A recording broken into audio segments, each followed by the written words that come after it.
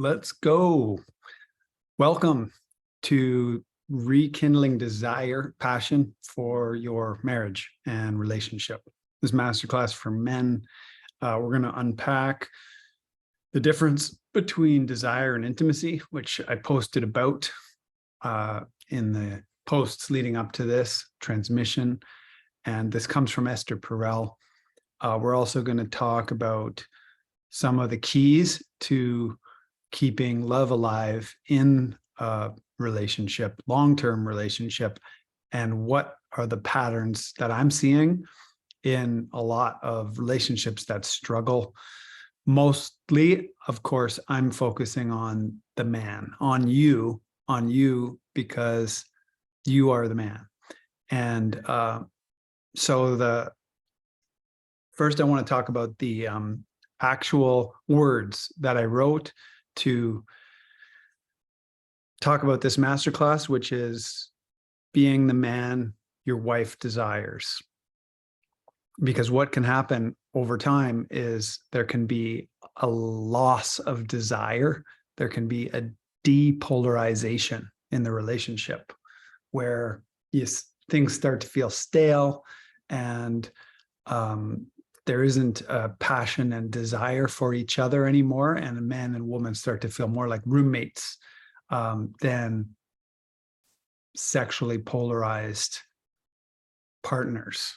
And so that happens when we lose touch as men with our masculine frame, with the masculine frame of leadership and containment and vision.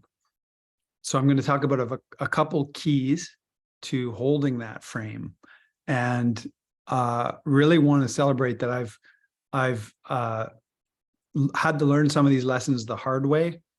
And another thing is that a lot of men, if they're struggling in failing marriages repeatedly, they'll get the same lesson over and over again on the second marriage and or the third marriage if they don't get the lesson. So I'm also going to talk about how to track those patterns. But ultimately, to answer the question is, how do you become the man that your wife desires? Is simple. You need to first become the man that you desire. You have to be the man of your vision, and you have to hold the vision. I think Carl Jung said that one of the hardest things to do is maintain the vision. Keep your eye on the prize, not only of what you're building in your life, but where you're going. So there's a couple different ways to approach that vision. Well, there's two main ways that I want to highlight. And one is the undecided way.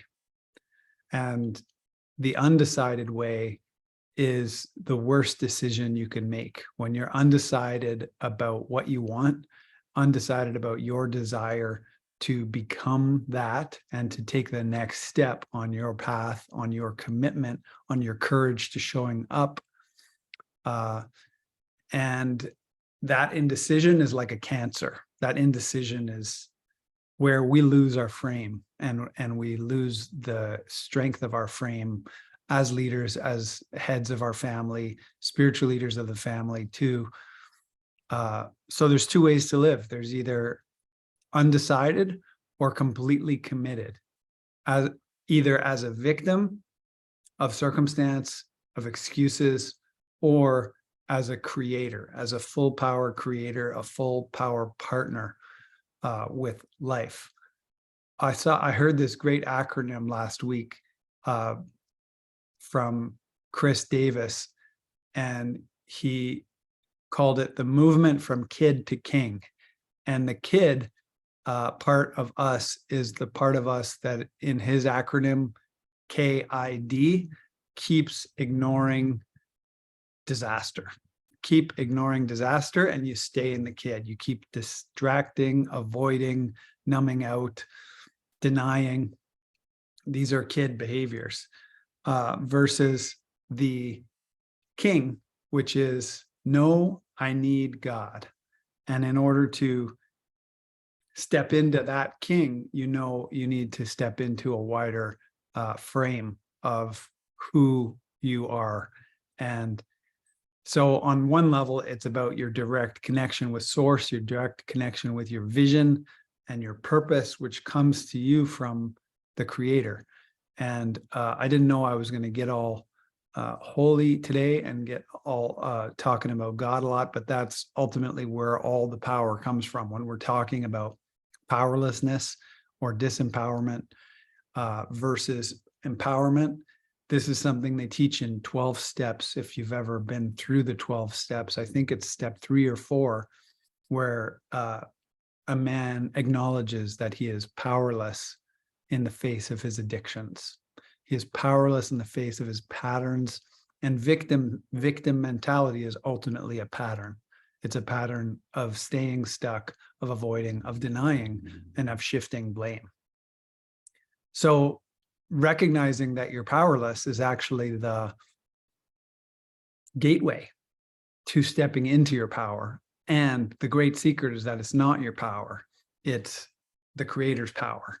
And you just say yes to partnering with that power, that higher power, whatever you conceive of it as, however you make sense of that higher power. That is actually your power when you're aligned on axis with that presence. There's a saying about leadership that says, leadership is not a persona, leadership is a presence. Leadership is not a persona, it is more a presence. So that's the presence I'm talking about.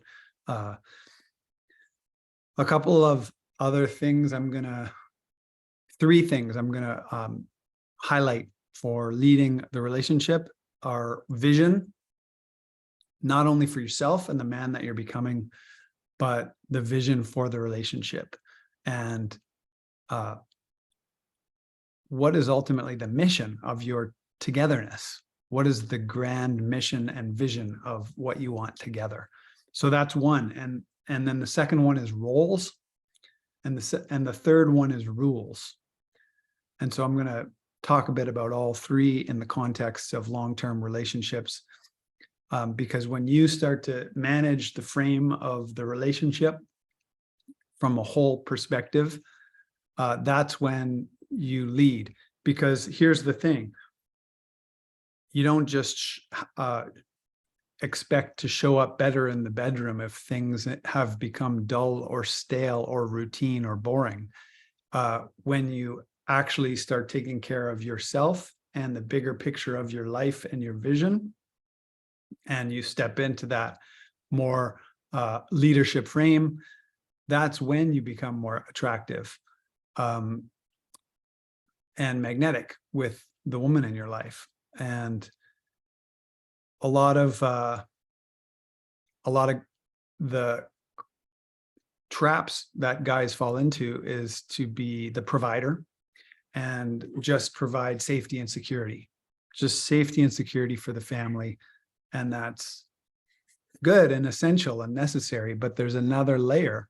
And the other layer is the importance of seduction.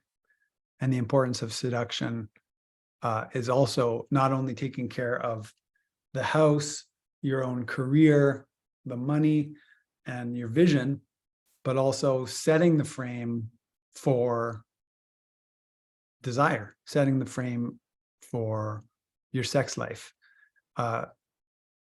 And I have a couple of rules of thumb for that. And one is date your wife. It's kind of a golden rule in so many of the men's work that I've been around with the men who are the elders, who've been in relationships for 20 years and made it work. Those guys say you should never stop dating your wife. So you should always be dating and courting each other. And on a practical level, that looks like a once a week date, at least a non-negotiable once a week date. And that date should not be about looking after the household duties and the laundry list of things you got to take care of. That should be another meeting in the week. The date is just to enjoy each other, whether it's lunch or dinner or a long walk or some time where you just get to be with each other and take care of connecting and joy. So that's one. The other thing to schedule in, and when I talk about executing a vision, your calendar is your best friend. Because for me, if I don't put it on the calendar, it doesn't happen. So this is about planning ahead. But the other essential for rekindling desire is saying what you want and making space for it on the calendar. So if you need to rekindle desire and revive your sex life, you need to put it on the calendar and schedule a 3-hour sex date. Because here's the thing, a lot of working couples raising families will end up taking care of everything, the kids, the house, work, life, and then it's 8:30 or 9 at night and they're exhausted. And then how can you expect to have an intimate, desirous time at that time? You can't. Either one of you might be too tired.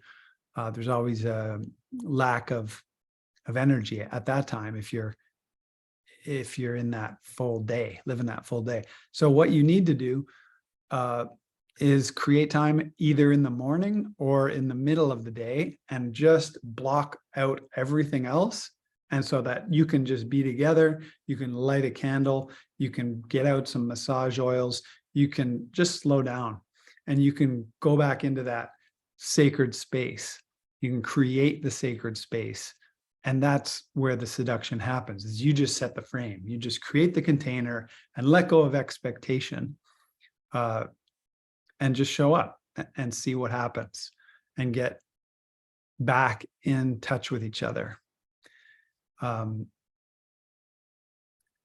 So that's another thing that you need to schedule in regularly. So there's a couple of scheduling things. One is the weekly date your wife protocol, and the other is the 3-hour sex date, ideally in the morning or in the middle of the day. You know, when the middle of the day happens, most people are at their best. You know, they're showered, they're clean, they're you know, it's lunchtime or whatever. They're the focus of the day is ultimately between 10 and 2. So work with that and prioritize making that a priority, because when you find each other again sexually, and I'm going to come back to some tips for the bedroom and some common mistakes men make at the end of the hour here. But when you get back to that place, it's what sex therapist or sex coach Kim Anami likes to call the holy fuck or the phoenix fuck, that can actually revive and renew your entire spirit, your soul. It's like a soul food. We don't want sex just for sex. We want sex because it's nourishing to the soul of each other and the relationship. And it's like that saying, you know, we think we want sex, but what we ultimately really want is we want to be wanted. It's both. It's both and. It's being wanted when you're in that truly connected, deeply connected, trusting, loving place of celebration. You renew the world. And I know for myself, that's how it works. Every couple I've ever worked with, and I've been seeing couples as a therapist for a few years now. Every couple I've ever worked with and every man I've ever coached has a conflict cycle. All relationships have conflict cycles. So don't be afraid of conflict. Conflict happens. Conflict is natural. The point of it is to just get good at it, get comfortable with it. But what I notice is if too much time happens between sex or lovemaking sessions, then the conflicts get more heated. And things get a little crunchy. So moving more regularly into that place of connection, containment, celebration, and release through the joy of sex, it bursts the tension and diffuses it. And then love flows between you and her, and you can just cooperate way better. You can make decisions way better. You can lead way better because all the tension has been dispersed. So that takes confidence, but it's worth it. So I've been talking about vision and calendar and time protocols for rekindling desire. A lot of people inside of relationship work talk about love languages, and that's useful frameworks to know. If you've read the book about the 5 love languages, that's good. But there's another layer of relationship matters that needs to be highlighted, and that's the connection between your money language and their money language, because sex and money are intimately entwined when you get into a relationship. So another important place to shine your light as a leader and a lighthouse leader inside the relationship is about your finances. One of the useful things to schedule in to your life with your wife is getting excited about your finances together. Because if there's money stress, or if there's shadow or lack of transparency around money flow through your house and money decision making, then that creates lack of trust, and it murkies up the field between you. So everybody has not only a love language, but they also have a money language and a relationship with money, whether it's a stressful one, whether it's a scarcity one, whether it's a not enough story, or whether it's aligned with abundance, prosperity, ease, and a feeling of possibility, a feeling of growth, a feeling of plenty, because that's ultimately what you're there to co-create as kings and queens in your kingdom, is prosperity together, and sex and love are intimately entwined there. So that's also part of vision, is looking at the money story in both of your lives and taking the lead. There's a lot of expectation these days of men not paying for things, of men going 50-50. And what I have been seeing is that when men take the lead financially and make the commitment to earning more, or make the commitment to raising more, and letting the woman take some of that pressure off of her shoulders, then everything gets easier, because women can step into their natural feminine radiance and open up and soften. And so that brings me to my second point of the 3 points, which is roles, and talking about and defining your roles. Inside of the conversation of roles and relationships, we want to look at 2 things. Well, what I like to call the 2 marriages. And this is an old story that many therapists tell. And it's the story of the 2 marriages. Is the first marriage is the one that happens in the temple, or in the church, or in the holy place, the synagogue, whatever your vision of a marriage is, where the families are gathered in the light of day, and it's sunny, and it's all the families are there, and they're weeping from the beauty of these 2 people declaring their vows for each other. It's so beautiful. It's one of the most pivotal rites of passage in life: birth, death, and marriage, right? So that's the first marriage, and that's the one everybody knows, the stereotypical one. But there's a second marriage that's happening as the couple are exchanging vows with that holy person in the sunlight, the second marriage is happening in the proverbial church basement. And in the proverbial church basement is what we call the shadow contracts between the couple. Those are the soul lessons. It's what in trauma work they talk about trauma bonding, where your trauma and her trauma vortexes overlap, and they create the kind of toilet bowl that can become a downward spiral. Whenever you notice you're in a toxic argument or fight or conflict with your partner, it's because your trauma and their trauma are overlapping, and your wounded inner child, or whatever you want to call it, and her story of wounds is overlapping, and that's when things get messy. So I have a whole other toolkit for repair that I won't get into today, but I do want to map something out, because this is why I got out the old whiteboard today, and I'm excited to use it because I think in pictures a lot. And this is an old psychotherapeutic concept, and it comes from the idea that there is no individual, I am just a fragment of a family.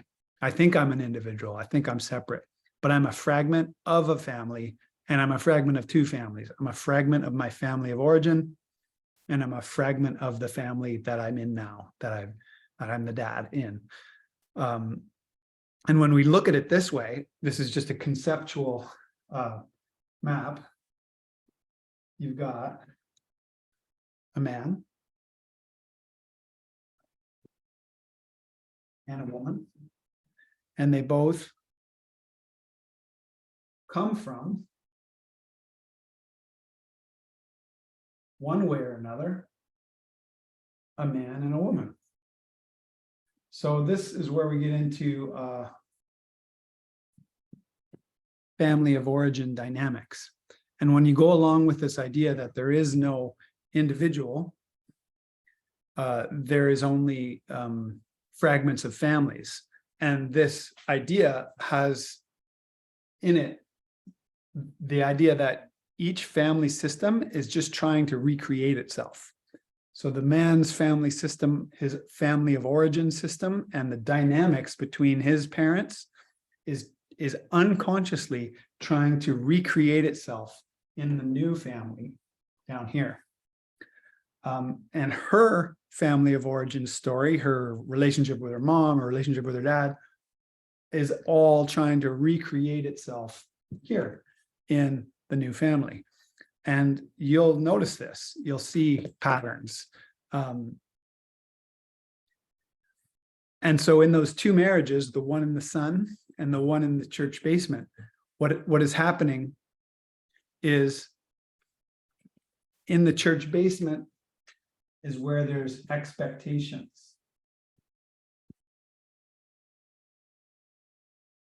Expectations are unconscious, and they are like kryptonite to a long-term relationship that's conscious and loving and, you know, co-created. As adults, when we're in our sovereignty, we make agreements. So if there's one takeaway from all of today, it's that I want you to look at where your unconscious expectations are in the relationship that are unexpressed or uncommunicated. And I want you to shift from expectations to agreements. And what that might look like, because a lot of the times the expectations are unconscious and they're buried, and they might be like patterns in the relationship, like who takes out the garbage, who pays the bills, who initiates sex, who initiates the courageous conversations, who plans the meals, who plans the vacations, who, you know, all these little roles. When I was talking about, I'm still talking about roles. The second thing, roles in a relationship can become habitual. and unconscious. And that's when things start to fester. If things get stale or unclear, or resentment is happening, it's because the expectations are not clear, or they've become muddied or unconscious. So that's why we need to dig into the shadow. We need to dig our shovels into the dirt, into the soil, and find out what's underground. The underground is a metaphor for the unconscious agreements in the relationship. And when we dig into that, and it does take work because it can be painful to uncover all of our hidden assumptions, hidden commitments, then we can open up some courageous conversations about what's not working in the relationship. And when you initiate the courageous conversations, then you're leading as a lighthouse, because there's nothing worse than avoiding what needs to be said. There's 3 superpowers that Satyen Raja, who is an amazing mentor of mine, likes to teach in masculine energetics. And the 3 superpowers are PCP muscle, he calls them. And they are presence, claim, and penetration. And this is what, as men, we need to practice flexing PCP muscle. And presence is self-evident. It's when you're present. It's when you're aware, when you're noticing, when you're not checked out. The 2 greatest sins of modern life are going numb and forgetting who you are, forgetting your purpose, forgetting why you're here.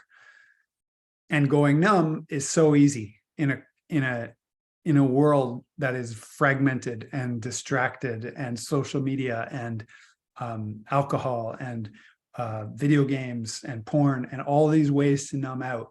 There's endless ways to get distracted and numb out. But to come back to presence, even the painful things that you've been avoiding, but to be present with the pain, moves you through the pain, gets you to the purpose. Claim is when you stake in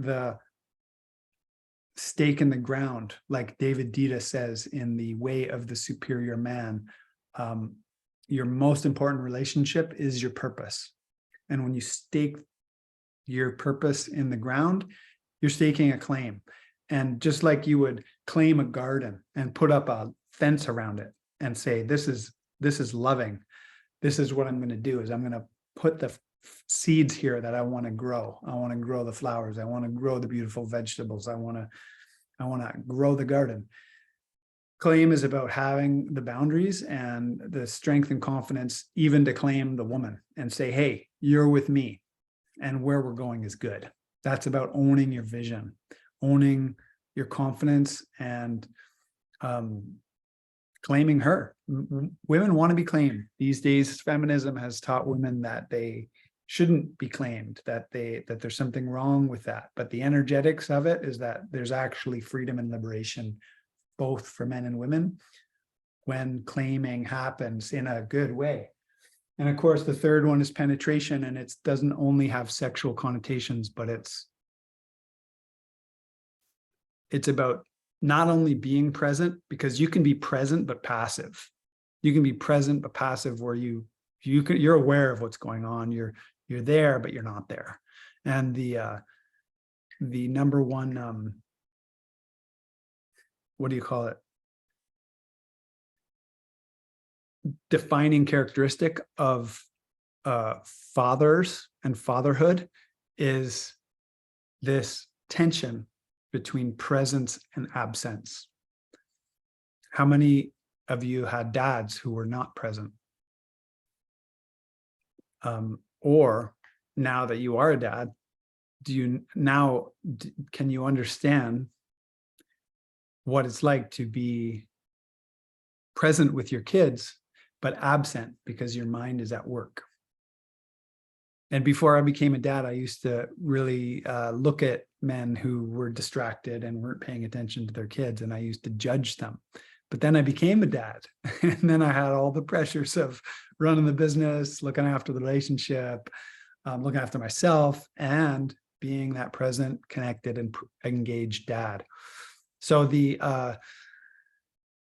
insanity is clear. The insanity, the way one of my mentors likes to call it, is a trifecta of being the leader of your business and money game, being the husband, and being the dad. And when you factor these three things together, they form a trifecta of insanity.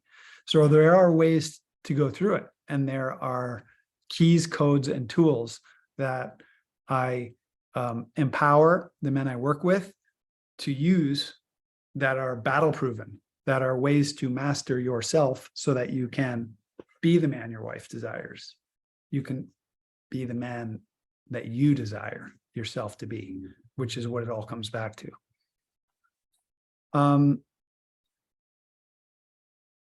So to round out the third thing, when I said vision, roles, and rules, the third thing is rules.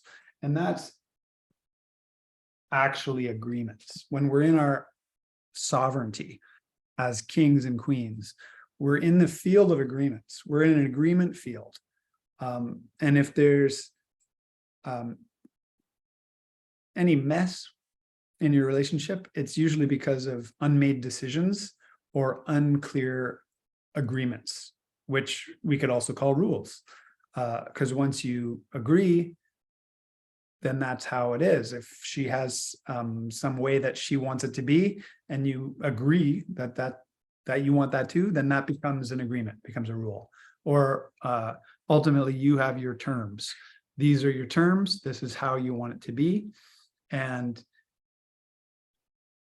when you hold the frame and you maintain your self-respect in how you want it to be, then you're leading with agreements well as a strong man. And truth is, when you respect yourself enough to know your terms, to sharpen your terms, then you become a way more powerful husband and creator. In jiu-jitsu, we have a frame, and it's when your knees and your elbows are like this is your frame. And it's your terms and conditions. And so if somebody comes in and breaks my frame and gets in here and starts to choke me out, it's because they violated my terms and conditions. My terms and conditions are this. So maintain the frame in your relationship so that you can stay in your power. Because when you're in your power and purpose, you're going to be giving from overflow, and you're going to be able to empower her and lead your family. So that's a little bit about vision, rules, and roles. And this map here of the new family is also significant, because you want to be ultimately unpacking your own shadow. And they say, this is a mystical principle. They say all perception is projection. All perception is projection. And I'm not here to argue that. It's just a maxim. It's like a alchemical maxim. It's something to consider. When we own that all of our perception is, to some degree, projection, that we're projecting. We don't see the world as it is. We see the world as we are. So the more you give yourself permission to grow into your wellness, into your wholeness, and into your strength, the more you're going to give from overflow. You're going to break the taboo of putting yourself first. Then you're not going to project your wounds and your trouble and your incompetencies or whatever it is onto your wife. Because the important thing to remember in the game of mastery is that the other person is you. The other person is you. And anything you don't like about them, anything that triggers you about them, you might need to look at in yourself. If they're seeming selfish or not communicating well, then you might need to look at where you're feeling selfish or not communicating well. I remember having a therapist that I was going to see checkmate me because I was talking about someone in my life who I felt disrespected by. And this therapist, who's a mentor who I look up to, he said to me, well, what is it you want from this person? And I said, respect. And he said, what's stopping you from respecting yourself? And I was like, boom, checkmate. He got me. And because I realized that I was not showing up and I was blaming the other person for not respecting me. But it started with me not respecting myself. It started with me doubting myself. So own your self. And when you check your projections, you're also going to be able to see more clearly your father and mother wounds, because nobody gets to adulthood without being wounded to the core. And when I say you're wounded to the core or you're broken, it doesn't mean you're actually broken. It just means you're human. And you can live in the paradox of being at once unbreakable. As a spirit, you're like a diamond, a perfect diamond that is unbreakable. And as a soul, you're muddy. You're in the human realm. No matter what, if you're born to a man and a woman, you have wounds, because even if they were perfect parents, even perfect parents would cast a shadow. So everyone has some work to do in looking at their mother relationship and moving the mommy complex that can lead to nice guy syndrome and a whole host of trouble, and also father work.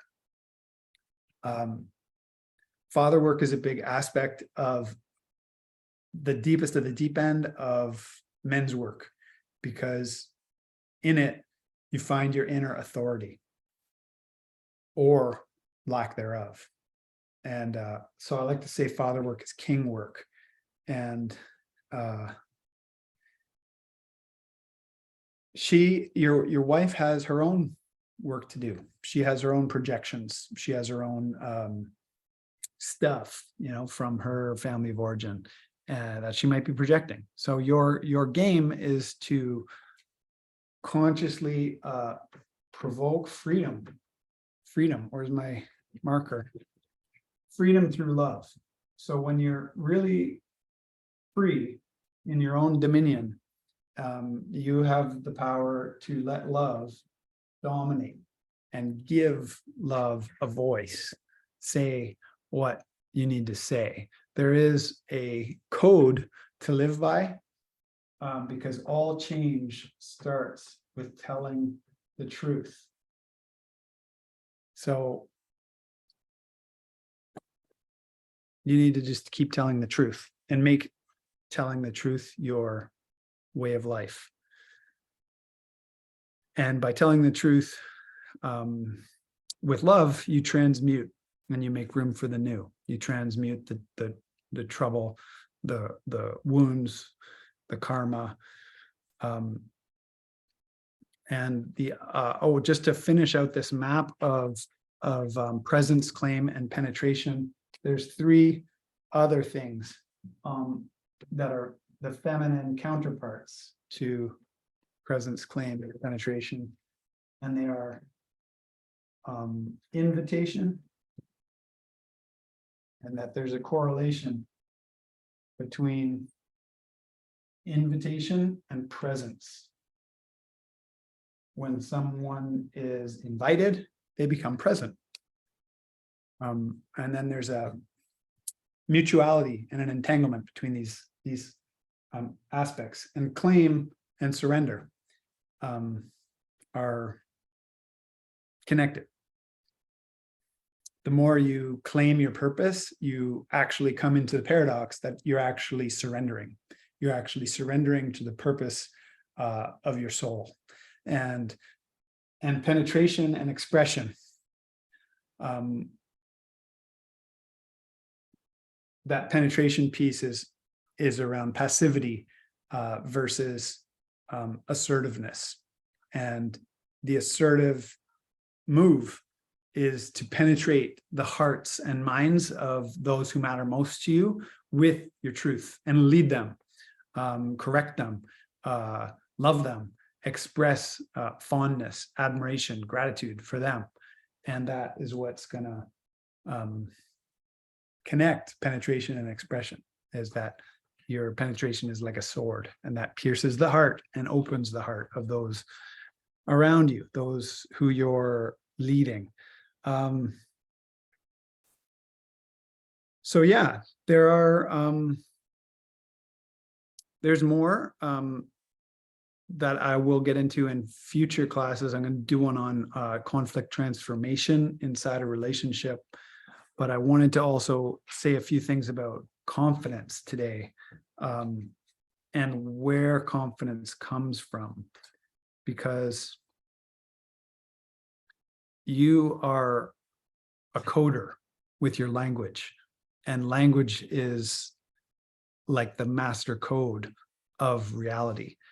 And so pay attention to how you talk about yourself.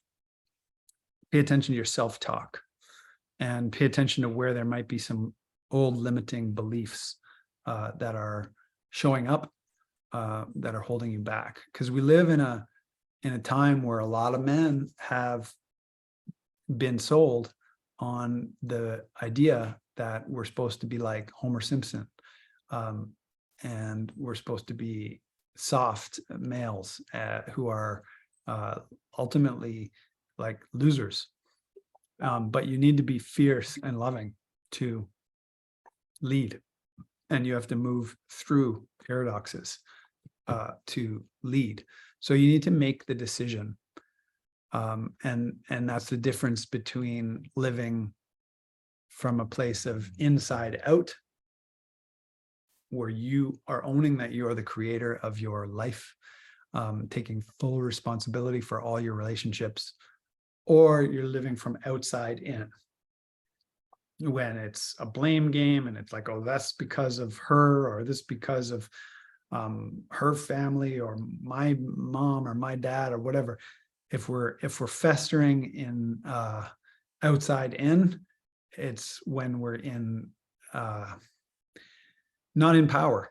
And I want you to be in power, to communicate your masculine leadership frame, and claim what's yours.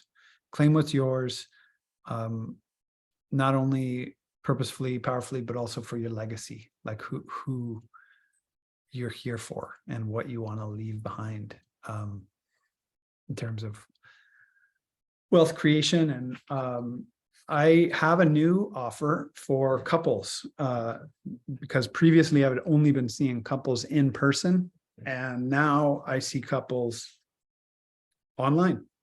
And it's a premium couples coaching offer that's a 90-day program, ideal for couples in crisis. Like if your relationship is at risk of being a divorce, then reach out to me, because I have now established a track record of transforming relationships and saving marriages. And if you value staying married for all parties, then reach out to me. And it's not cheap to work with me, but I get results because I break the rules of how couples therapy is supposed to work, because there are very few couples therapists out there who actually know what they're doing and do it well. There's a lot of couples therapists who are just making things even worse. And I've heard stories, because I get a couple who come to see me, or I'll have a man come to see me, and they'll tell me what other therapists have said, or they'll tell me how ineffective it was to go to couples counseling. So that's why I've created a 90-day package for couples that is designed to guide you out of crisis, guide you out of the unconscious expectations, and guide you back into the powerful agreements, even if the crisis is as serious as infidelity. That's what I've been doing. Even having couples come to me because of this desire for non-monogamy or polyamory, or some incidents of infidelity that get discovered. And a lot of times that can be a deciding point on the fate of the relationship. And if there's kids involved, what's important to consider is, what do you really want? What do you really want going forward? Because I've also worked with men going through divorces. I've coached men through the time periods where they're going into court, and they had to survive the character assassination that can happen when a divorce is really messy. Because of the way the justice system is set up, it's designed to have both parties destroy each other. It's really nasty and ugly. And so it makes way more sense, because I've seen men going through then the hardship of dealing with that narcissistic ex who is making their life a living hell while they're even paying child support. And I love seeing couples and families together. That's part of my mission. And the tools are there. And even though it would be expensive to get the right help to make the changes, it's worth it in my mind. Because when you look at the other costs and the costs of divorce that are statistically initiated 75 to 80% of the time by women and come as a surprise to men, the cost is way less to invest at a premium with the right help in yourself. Yeah, so that's part of my jam today, and I just sort of went wherever I wanted there, in terms of the content. There is a couple of things I wanted to say about mistakes men make in the bedroom, and let me just look for that content.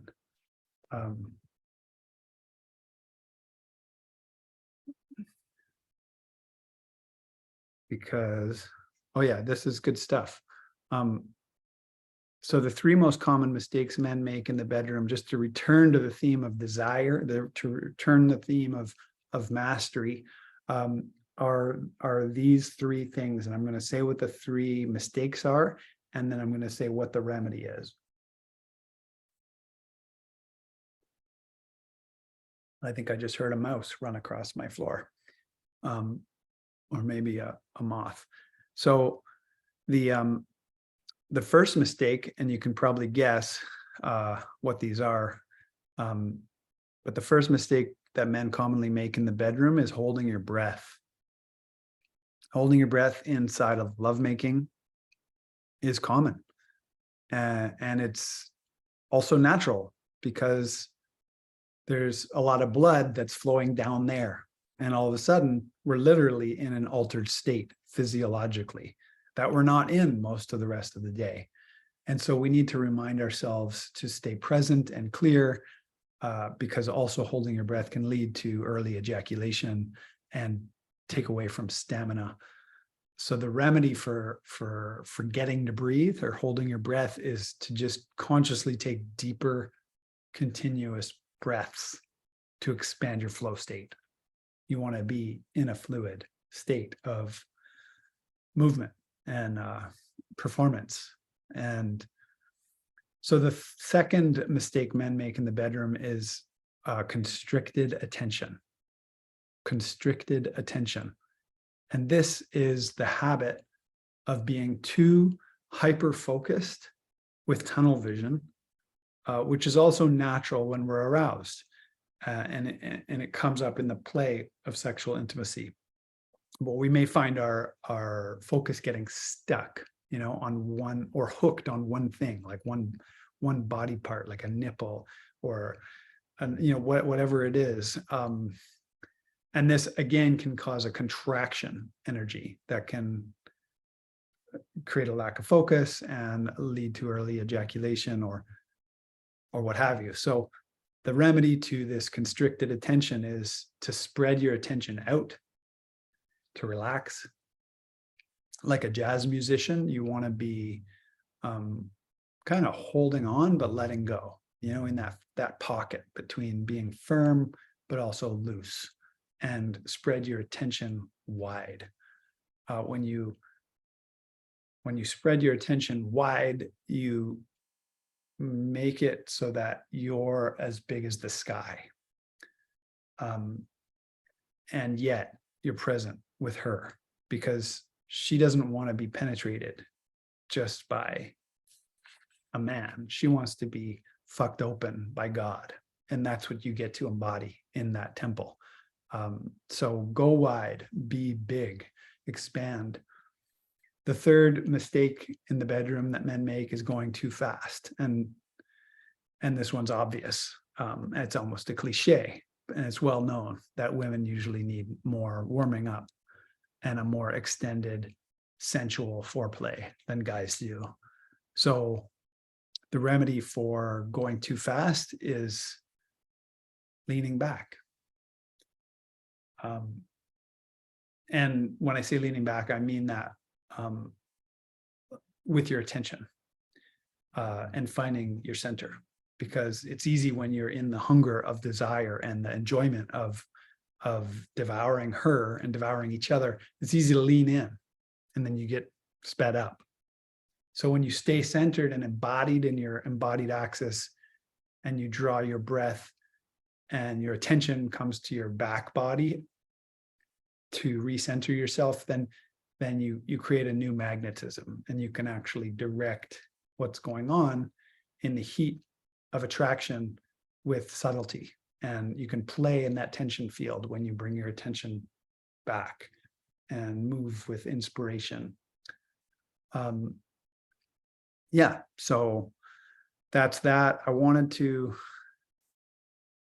also say I'm going to be offering a 12-week mastermind group strongman challenge starting September 1st. So look for that. It'll be online, and it'll have some inclusion of mental toughness from this, if you guys have heard of 75 Hard, but also include a weekly call, and because it's a time for men to become strong on purpose.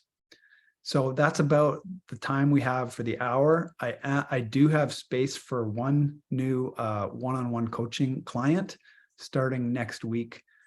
So if that's you, or if you feel like you want to level up your life on purpose and invest in yourself and work together, you can reach out to me on Facebook and shoot me a direct message. I'd love to connect, or at least just have a conversation in the chats about what you need, what's in the way, and where you want to get to ultimately, what your vision is, and I'll let you know if I can help you.